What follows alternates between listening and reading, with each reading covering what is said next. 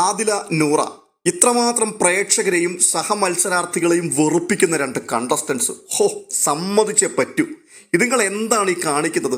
അനീഷ് എന്ന് പറയുന്ന ഒരു മത്സരാർത്ഥി അയാളുടെ പിറകെ മാത്രം നടക്കുകയാണ്, പ്രത്യേകിച്ച് ആദില. അവർക്ക് ഏത് നിമിഷവും അനീഷിനെ ചൊറിഞ്ഞുകൊണ്ടേയിരിക്കണം. ഇതാണ് അവരുടെ ഏറ്റവും പ്രധാനപ്പെട്ട ഗെയിമായിട്ട് അവർ കണക്കാക്കുന്നത്. എന്തെല്ലാം മോശം വാക്കുകളാണ് അയാളെ അവർ വിളിച്ചു പറഞ്ഞുകൊണ്ടിരിക്കുന്നത്. അതെല്ലാം കേട്ടിട്ടും അതിന് തക്കതായ മറുപടി പറയാതെ അയാൾ ആത്മസംയമനത്തോടെ നിലനിൽക്കുന്നു. അത് അയാളുടെ മാന്യത. വീക്ക്ലി ടാസ്ക് പല കാരണങ്ങളാൽ ഒന്നാം ദിവസം തന്നെ കുളമായിപ്പോയി.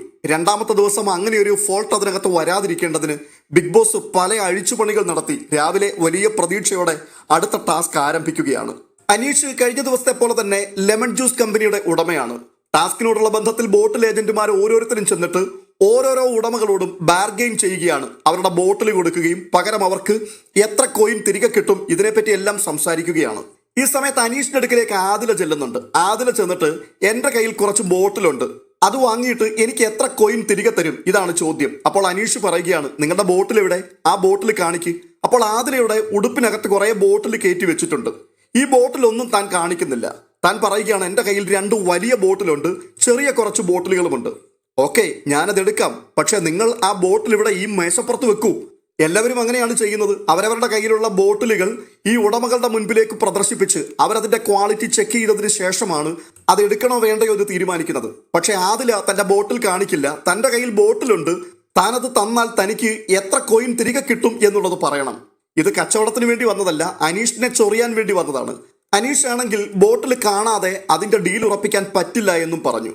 ഉടനെ തന്നെ ആദില ആ ജ്യൂസ് ഉണ്ടാക്കുന്ന തട്ടിന്റെ മുകളിലേക്ക് ചാടി കയറി അങ്ങ് ഇരിക്കുകയാണ്. എന്നിട്ട് വലിയ ബോട്ടിൽ ഞാൻ തന്നെയാടൂ, എന്നെ വേണമെങ്കിൽ നിങ്ങൾ എടുത്തോളൂ, ഇത് പറഞ്ഞുകൊണ്ട് എന്തോ വലിയ കണ്ടന്റ് ഉണ്ടാക്കാനുള്ള ശ്രമം നടത്തിക്കൊണ്ടിരിക്കുകയാണ്.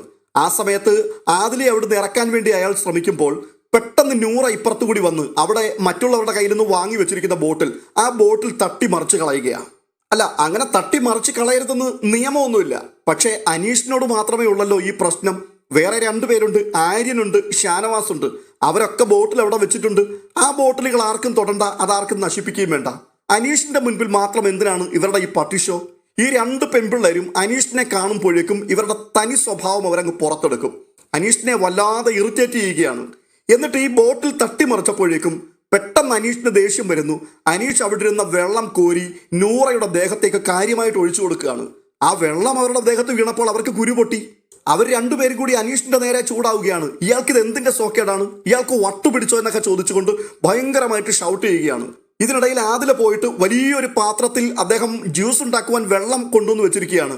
ആ വെള്ളം അപ്പാടെ എടുത്ത് താഴേക്ക് കമിഴ്ത്തി കളയുന്നു. എന്നിട്ട് 2 ആൾക്കാരും കൂടി അനീഷിനെ ചാണക്കി വെക്കാനുള്ള പരിപാടിയാണ്.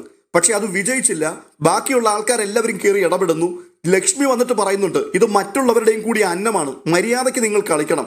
ആരും സപ്പോർട്ട് ചെയ്യുന്നില്ല എന്ന് കണ്ടപ്പോഴേക്കും 2 ആൾക്കാരും കൂടി മെല്ലെ പത്തി മടക്കി അവിടുന്ന് അങ്ങ് മാറുന്നുണ്ട്. സത്യത്തിൽ ഇതിനെയൊക്കെ ഒരു ഗെയിം എന്ന് പറയാൻ പറ്റുമോ? ഇതൊരു ഫെയർ ഗെയിമാണോ? മറ്റാർക്കും ഇല്ലാത്ത കുത്തലാണ് ഈ 2 ആൾക്കാർ കാണിക്കുന്നത്. അവരെ ഒരു തരത്തിൽ നമുക്ക് സപ്പോർട്ട് ചെയ്യാൻ പറ്റില്ല. ഇല്ല, ഇങ്ങനൊരു പ്രൊവോക്കിംഗ് ഗെയിം ആണ് നിങ്ങൾ കാണിക്കുന്നതെങ്കിൽ മറ്റുള്ള എല്ലാവരോടും കാണിക്കണം. സഹമത്സരാർത്ഥികളോട് എല്ലാം നിങ്ങൾ ഇതേ സ്ട്രാറ്റജി തന്നെ കൊണ്ടുവരണം. ഇവിടെ അനീഷിനെ മാത്രം നിങ്ങൾ വളഞ്ഞിട്ട് ആക്രമിക്കുവാൻ തുടങ്ങുമ്പോൾ, അല്ലെങ്കിൽ അയാൾക്ക് നേരെ മാത്രം ഇത്തരത്തിലുള്ള ചൊറിച്ചിലുമായിട്ട് ചെല്ലുകയാണെന്നുണ്ടെങ്കിൽ അയാളെ വെറും കൊച്ചാക്കിയല്ലേ നിങ്ങൾ കാണുന്നത്? അയാളൊരു മനുഷ്യനാണെന്നുള്ള പരിഗണന കൊടുക്കാതെയല്ലേ അയാളോട് നിരന്തരം നിങ്ങൾ ഇടപെട്ടുകൊണ്ടിരിക്കുന്നത്? അയാൾ ഗുണം പറഞ്ഞാലും ദോഷം പറഞ്ഞാലും ഈ 2 ആൾക്കാരും പുല്ലുവിലയാണ് കൊടുക്കുന്നത്.